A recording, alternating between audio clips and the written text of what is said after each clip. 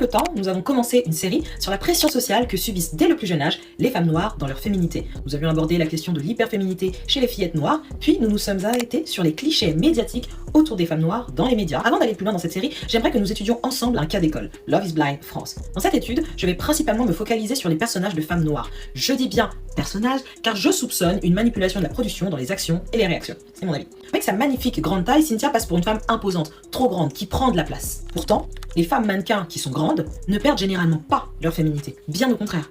Toutefois, ici, rien que dans la manière de filmer, elle est perçue comme une géante, presque effrayante. Les femmes noires portent souvent une lourde charge mentale en surveillant constamment leur apparence et leur comportement pour ne pas paraître trop masculines ou embarrasser leurs compagnons face au regard extérieur. Cette pression les oblige à compenser les stéréotypes racistes au détriment de leur liberté et de leur authenticité. Les échanges avec Jonathan paraissent durs et difficiles au point que ce dernier finit par avoir peur d'elle et le mentionne haut et fort dans l'émission. Sur ses internets dîner, il était encore une fois énervé. Tu parles de toi en fait, sincèrement, à chaque fois tu t'énerves et à chaque fois tu te rends compte que tu places en fait, t'es hyper agressif. En fait, tous les autres candidats. Quel est le risque avec les autres candidats finalement? C'est potentiellement qu'il y en ait un ou deux qui se foutent de la gueule. C'est pas la tienne, c'est la... Ainsi, les femmes noires comme Cynthia, étant perçues comme trop masculines, doivent prouver leur féminité à travers la séduction. Cependant, on voit que même en étant très féminines, certaines se voient contraintes de basculer vers l'hypersexualisation pour se sentir désirées, désirables. Cela prolonge cette grande tradition raciste où la femme noire est réduite à un corps sexuel entre fantasme et animalisation. La femme noire excessive, la lionne toujours désirable, mais jamais respectée. Cette pression les oblige à compenser les stéréotypes racistes au détriment de leur liberté et de leur authenticité. Les échanges avec Jonathan paraissent durs et difficiles au point que ce dernier finit par avoir peur d'elle et le mentionne haut et fort dans l'émission. Sur ses internets dîner, il était encore une fois énervé. Tu parles de toi en fait, sincèrement, à chaque fois tu t'énerves et à chaque fois tu te rends compte que tu places en fait, t'es hyper agressif. En fait, Cynthia, elle perd son énergie féminine pour tenir aux yeux des téléspectateurs une énergie masculine. Je sais pas, la femme noire excessive, la lionne toujours désirable, mais jamais respectée. Voilà un peu mon avis, et j'aimerais bien savoir qu'est-ce que toi tu en penses. Bah, c'est normal qu'il y ait de la manipulation parce que c'est le principe même des médias, des plateformes télévisuelles, c'est la manipulation des masses. Ce sont des faiseurs d'opinion, les médias. C'est eux qui décident, c'est eux qui choisissent quelles émotions on doit ressentir. D'autant plus que c'est une télé-réalité, c'est-à-dire que oui, il y a la réalité. Donc déjà, on s'est dit que oui, ça c'est la réalité, mais en plus de ça, ça reste quand même une télé. Donc par ce fait, il y a une production, il y a des montages derrière. Donc, c'est normal qu'il y ait de la manipulation parce que les médias sont des faiseurs d'opinion. Les médias sont connus pour ça. C'est leur rôle, c'est le caractéristique même des plateformes télévisuelles, de manipuler l'image qu'ils veulent renvoyer. C'est tout.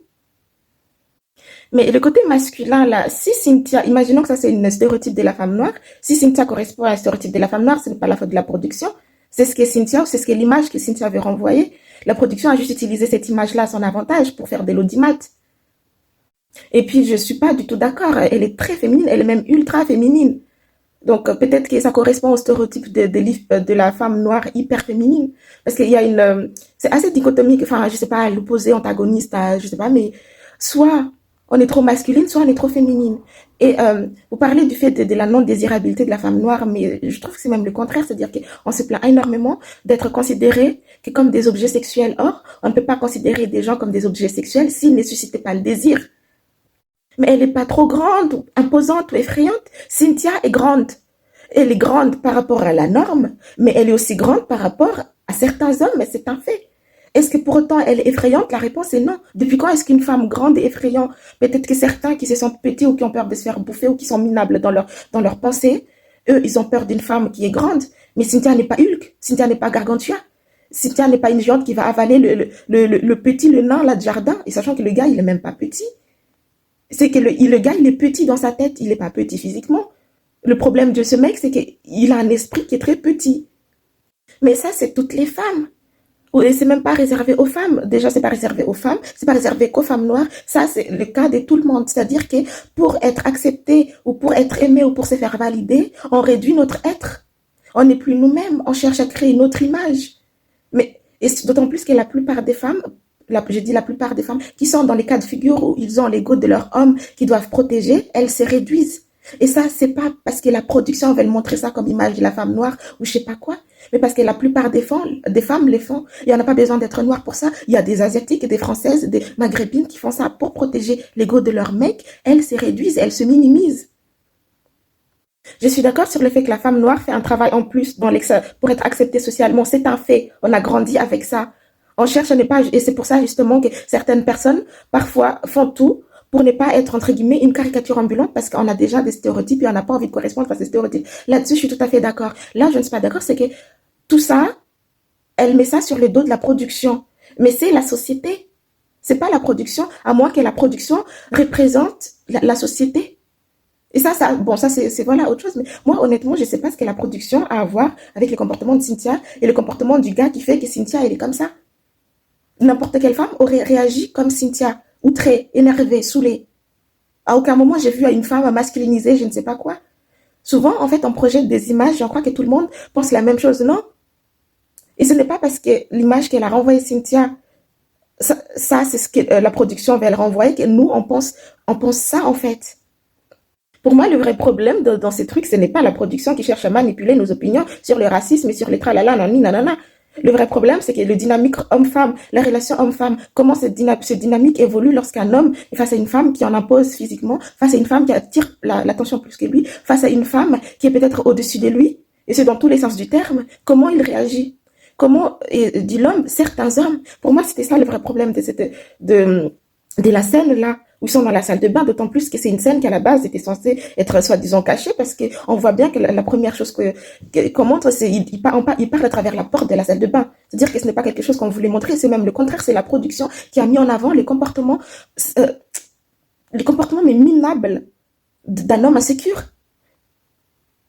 Et ensuite, lorsqu'on voit Cynthia qui est en mode décolleté, et puis je mets tout mon atout en valeur, ce n'est pas parce que c'est une femme noire, mais parce que c'est une femme qui cherche à séduire. La séduction ou le fait de porter un décolleté ou minauder auprès d'un homme pour éviter de s'excuser n'est pas typique de la femme noire, mais peut-être typique des femmes qui sont émotionnellement immatures et qui, au lieu de reconnaître leur tort, refusent de s'excuser et pensent que du coup, la première parade à faire, c'est de montrer ses atouts et séduire le gars à nouveau.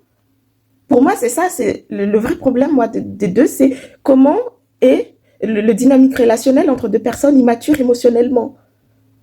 Pas comment la production manipule l'opinion et l'image de la femme noire pour la rendre masculine, machin chose. Enfin, d'un côté, je peux tout à fait comprendre, et loin de moi l'idée de minimiser ses paroles ou bien de ridiculiser ou de manquer de respect au propos de la dame, là, enfin, du coup, de celle qui présente ces vidéos. Parce que sur certains points, je suis tout à fait d'accord avec elle, mais je trouve que parfois, à force de voir du racisme partout, on n'arrive plus à distinguer, ou simplement, en fait, on est devenu ce qu'on reproche aux autres. C'est-à-dire qu'on a toujours reproché aux autres de nous réduire à une couleur de peau. Et ben, parfois, nous-mêmes, on le fait. C'est-à-dire que, déjà, quand elle parle pas de Cynthia comme étant une belle femme, elle dit Cynthia, une femme noire. Elle est obligée de préciser que c'est une femme noire qui est belle. De deux, le racisme tout n'est pas qu'une question de racisme. Parfois, c'est juste de la société, ce qu'elle est, en fait.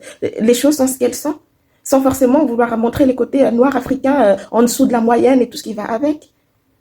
Donc, je sais pas, je pense que le racisme nous a tellement, comment on appelle ça, traumatisé, parce que c'est un trauma, je l'ai vécu, ça m'a traumatisé, ça continue à me traumatiser. Le racisme est un vrai trauma. Et justement, il y a certaines personnes qui réagissent avec ce trauma, qui fait qu'ils n'arrivent plus à distinguer entre ce qu'ils projettent et ce que les autres veulent montrer ou ce que les autres pensent. On est devenu matrixé par la chose. Bon, il y en a qui l'utilisent aussi pour avoir des abonnés. Bon, ça, c'est autre chose.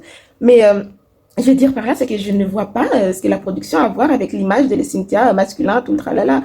Oui, il y a c'est des caricatures qui existent. Est-ce que pour autant cette production est coupable de ça par rapport à Cynthia, sachant très bien qu'il y a aussi une autre femme qui est là, Laetitia, il me semble. Je sais pas, je suis pas alors.